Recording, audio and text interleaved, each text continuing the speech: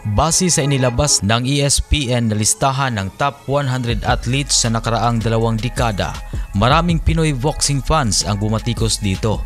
Kasi nga inilagay lamang nila sa pang-72 ang pangalan ng nag-iisang 8 Division World Champion sa mundo ng boxing na si Manny Pacquiao.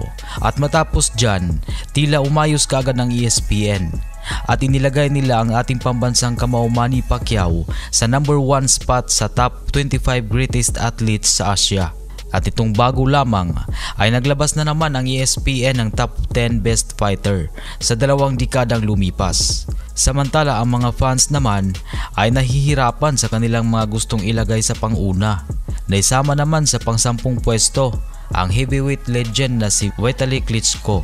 Pang-siyam naman dito ang number 1 2 Division World Champion Joe Calzaghe. Pang-8 ang Mexican legend, former 4 Division World Champion Juan Manuel Marquez. Pang-7 ang retired undefeated former unified super middleweight at light heavyweight world champion Andre Ward. Habang pang-6 ang current boxing superstar at former pound for pound king Canelo Alvarez. At pasado sa top 5 ang former 6 Division World Champion at Olympic gold medalist na si Oscar De La Hoya. At karga naman sa pang-4 ang former 4 Division World Champion and Olympic silver medalist na si Roy Jones Jr. Nasa pangatlo ang middleweight legend na si Bernard Hopkins.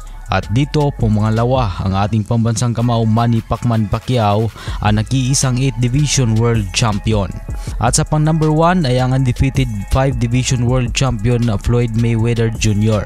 Dahil dyan ay nagkaroon ng grabing batikos mula sa mga fans kung bakit nilagay sa pang number 1 si Mayweather at si Pacquiao ay pang number 2 inilagay. Marami ang nagsasabi na karapat-dapat ang pang number 1 na nilagay ay si Pacquiao at si Pacman ay nag-iisang 8 Division World Champion. At ang iba rin ay nagsasabi na sakto lang umano na si Mayweather ay ang nilagay sa number 1 dahil nakikita naman daw ng karamihan na tinalo si Pacquiao sa kanilang naging laban 9 na taon nang nakaripas.